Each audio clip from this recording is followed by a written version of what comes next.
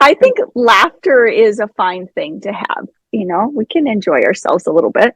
Well, that's for sure. That is for sure. And so far, I haven't found any AI that have created a laugh track, but I'm sure it's out there. Oh, it exists. I'm certain of that. It Yeah. has to because, Yeah. yeah, I'm That's sure people have been using that. so are you So getting pretty excited for school to start then? I mean, what uh, starts just soon? well, I just Like, I just moved in to the school, so I just put up my cot and have my teddy bears, and so yeah, no, I'm ready for school to start. yeah, and you I'm, told your I family you'll see them in so many days, right? Yeah, kind of thing. exactly see you on the weekends, Oh my maybe. gosh. Yeah. Yeah, All right. Well, should we do the show here? let's do it. Okay, so we'll get started here in just a second, Recording in progress. we'll start the show. Well, welcome to another episode of our AI-powered education, Actionable Strategies Unleashed. And our favorite word of that is unleashed, right? So, because that's what this is all about. We want to dig under every possible little spot in education and share with other people just not only our journey with AI in education and in life, but just to help out and be supportive of everyone. I suggest playing with it or exploring it and seeing how it can be something personalized for each person, and that's pretty exciting. So I understand that you had a staff development training this week. Before we start though with that, I want to hear, because I just think that teachers just, this stuff is just life is just changing so fast, and that you actually trained, and it'd be interesting to hear what staff's reactions are. But before we do that, could you tell us a little bit of your why? Why are you in this spot right here? Why AI and you and I? Why A and I and why you and I? I love that. That's so fun. So I'm into discovering more and more about what makes things work just in general. That's just my personality. That's how I am. So as soon as this new-ish thing comes around, I want to jump in and I want to learn more. And I feel a sense of obligation in a way as a teacher of communications to be not just aware, but to be, I guess a proponent for new technologies that help enhance and make our communication stronger, better. And I see AI as a way of doing that. I have a hard time. Oftentimes I need to remind myself of the hindrance of some of the negative things that can come from it, because I jump in, right? I'm really excited about it. And I just see the positives. I just see what my students and my colleagues and I are capable of doing. And, I joked a little earlier about sleeping at the school, because oftentimes that's what it feels like. I feel like I could live here because it's easier to do my job when I'm here in this building. And I don't know what that is. I don't know if it's just a mindset thing, but I've come to realize now with the technology and the use of AI, I can work anywhere. I really can. And I mean, I know that's always been the case. I mean, I'm a technology person by nature. I get that.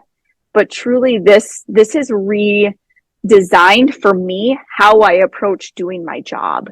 And that's why I'm here, because I think you are a lot like me, or vice versa, in that we want our jobs to be easier, but not because we're always looking for the easy way out, but because we are busy humans who want to go and do lots of things. We love our lives with our kids, with our significant others and our friends.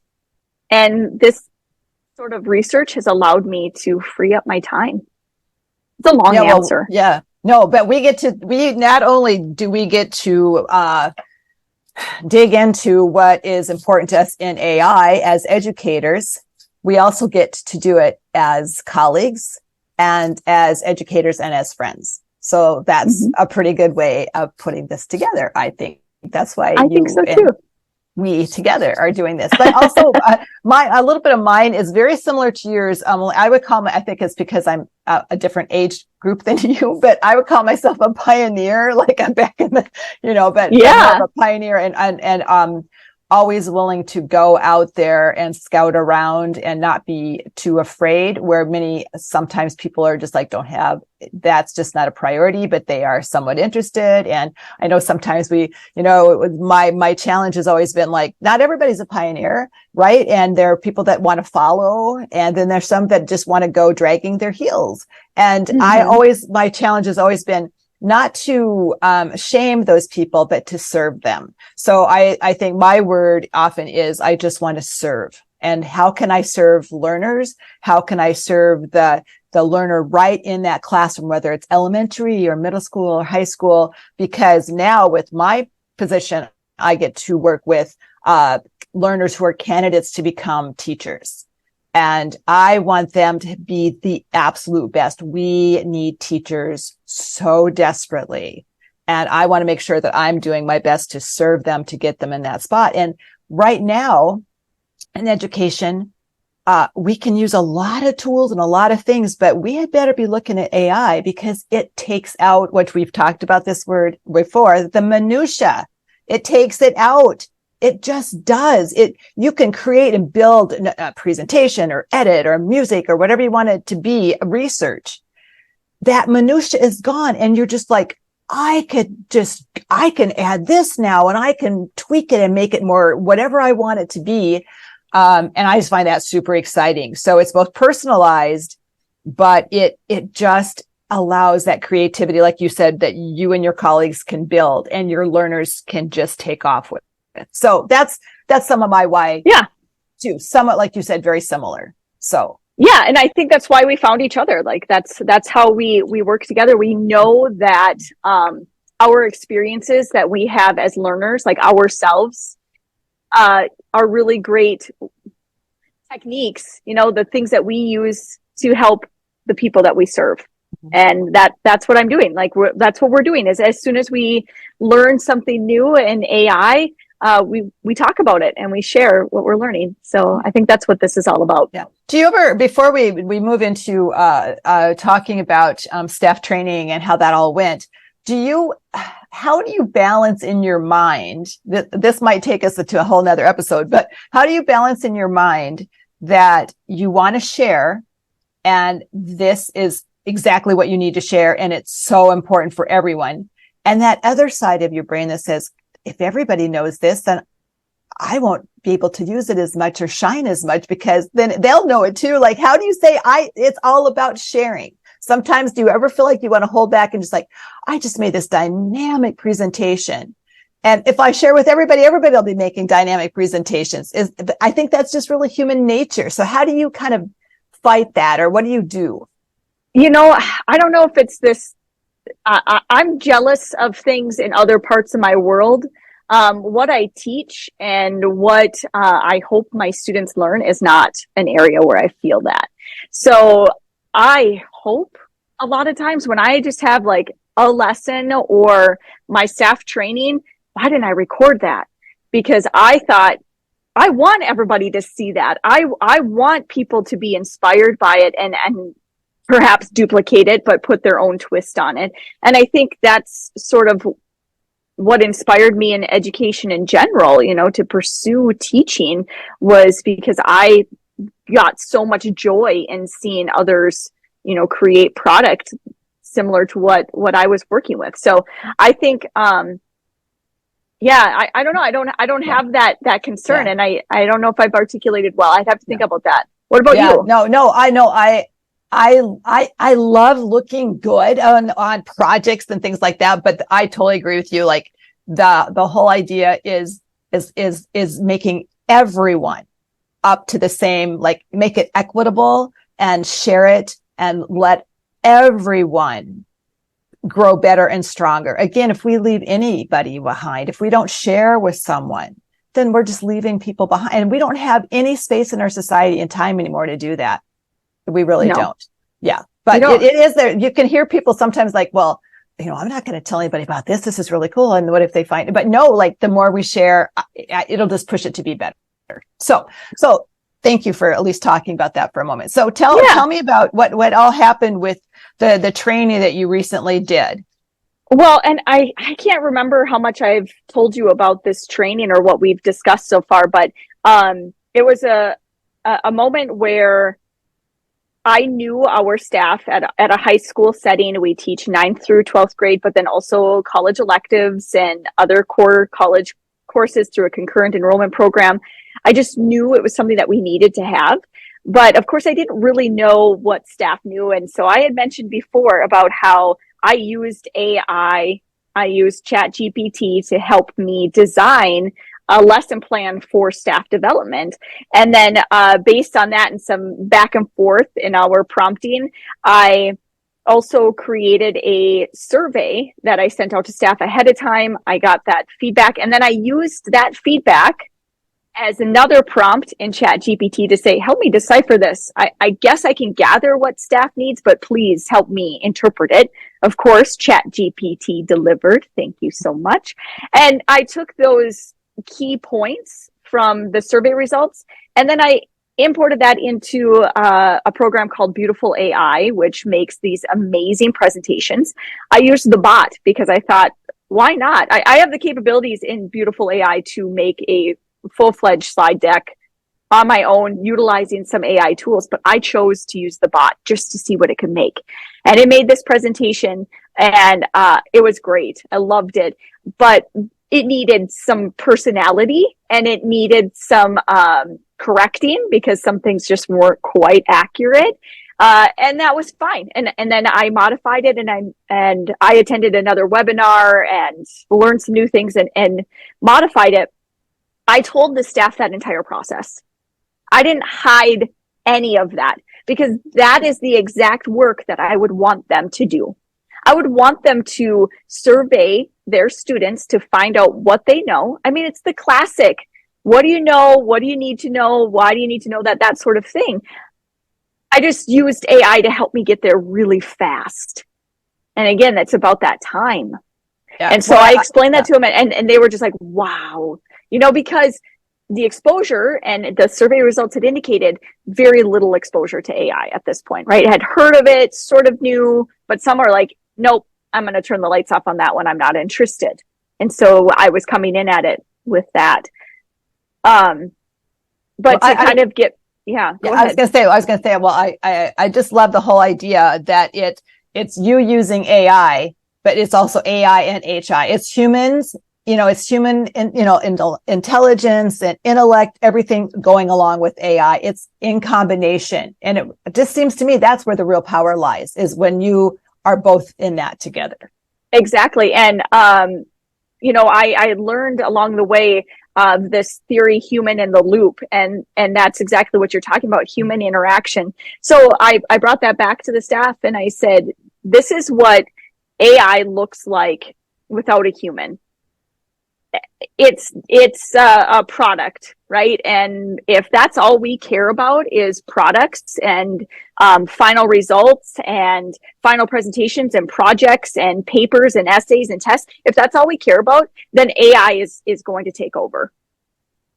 But I don't think that's what we care about. I think we actually want to see the light bulb in a student's head, like turn on, because they get it. And I think that what we want is for our students to be able to duplicate or modify and change what they have learned into something new. Well, we can still achieve those things with the use of AI. Instead of seeing it as like it's its own thing and it does its own thing and there's hardly any critical thinking involved. No, it's about how you use it. Can it exist that way? Absolutely. Yeah. But how are we helping our students and each other remain the human in the loop? Yeah. And part of that I is, love that. is about human in the loop practicing. Is perfect. Yep. Yeah. The critical thinking part, having your students interact or yourself interact with the AI in a way that shows some self-reflection, right? Like, did that work? Do I actually like what it produced? I better check to see if that's right. There's just so let many. Me check on the accuracy. Mm-hmm. Exactly. And I think that was one of the big takeaways from the presentation is that my colleagues were expecting me to talk about plagiarism. They were expecting me to talk about cheating because those were their worries. And I didn't shy away from them. We talked about them. But I said, actually, here are more of my concerns. I'm concerned about the ethical ramifications of students misusing this. And yes, cheating and plagiarism is a part of that. But I'm also saying, what if the content of that is bias and our students are completely unaware? What have we done to help them understand instead of saying, don't use it? That's cheating. Well, is it? What if we taught them how to use it in a way that allows them to be the human in the loop that criticizes it? That also is like, how transparent was it? Did it provide you with sources? Don't we want them to grow up with that knowledge so that when they are at work, when they are adults or adulting or whatever, they can say, wait a second, they can have those critical skills. And if we don't put AI in that loop either, we are leaving them just not prepared anymore. It is unbelievable how it's being used in business, at government, at all levels. And often we say education tends to always be a bit behind, and we don't want the people watching our episodes to be behind. We want to be ahead and in that loop. So I see that our time is running out because that's what happens. It's just as fast as possible. But I know there's some things that we're going to want to talk about, and we want to just in future episodes, just show how to run an AI, and the difference between maybe Bard and, Bing and Chat and just a few other things, and show some of these amazing tools in action, not necessarily how to do anything, but just to show, because I really believe that the more we start playing and think about it as play and discovery and not as something that's frightening or it's my job or whatever, it's just time to play. So did your staff have a chance to play? We did. I let them play around in the sandbox of ChatGPT. And one thing I wanted to note that I really loved is when I had a special ed teacher say, and just so you know, you cannot ask it what a recipe is for a bomb, or, all of these things that she said she knows her students are going to look up. And I said, I'm so glad that you offered that insight. And we laugh about it now because we hope kids are not looking that up. But then you go, wait a second, we don't know what it is that they're curious to learn about. Doesn't mean they have nefarious intentions. It's just, what are they curious about? And she knew her students so well to say, this is what they're going to look up, right? This is what they're going to be curious about. And I'd like to just report that ChatGPT said, no, I'm not going to give you that information. Well, so that was pretty cool. Well, that's good to know. But again, the more that we use the assets of our learners and we build our curriculum and AI as part of that, building those relationships, using the strengths of our learners, nothing better. So nice to see you. Thank you. We'll touch base again soon. And here we are. Right. So back to AI-powered education, actionable strategies, unleashed. All right. So we did okay, huh? We did all right. We made it through. So. We made it through. So in our few minutes we have 5. Wow, we actually did pretty well here. So so next time, what do we want to focus on? Do we want to take do we want to run through like a sandbox or not? Is that too much how-to? Well, one thing I have concerns with is how do we pick and choose, and then where do we stop it if we're not being too picky about it? Obviously, ChatGPT and Bard, those are two big players, but there's just so many. So it's like, where do we stop that? But one thing we could do is talk about them inadvertently, and we could talk more about like how prompting works in a way of like, the more context you provide, the better your results are going to be. And the modifying of that, and then being able to go back and retrace your steps, and that, like, having that log to refer back to, because that was one thing I had showed staff too, is I went back to my logs and I showed them actually how I did get to the presentation that they watched.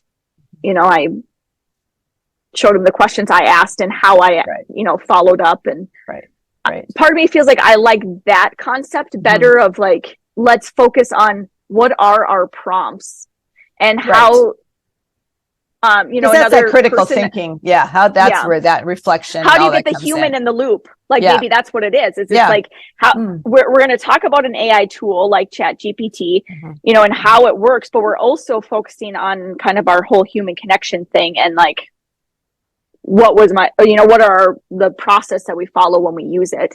That I feel like is helpful for somebody. Right. No, I like that. The it's a bigger concept and process. Yeah. Okay. Yeah. And then to wrap this up, just for us because I know, like I said, now our time is 2 minutes. So any naysayers really do a big pushback to you? So there was one that was doing something else on his computer when it was time to play in the sandbox. And he had responded in the survey as though he was like, no, not for me.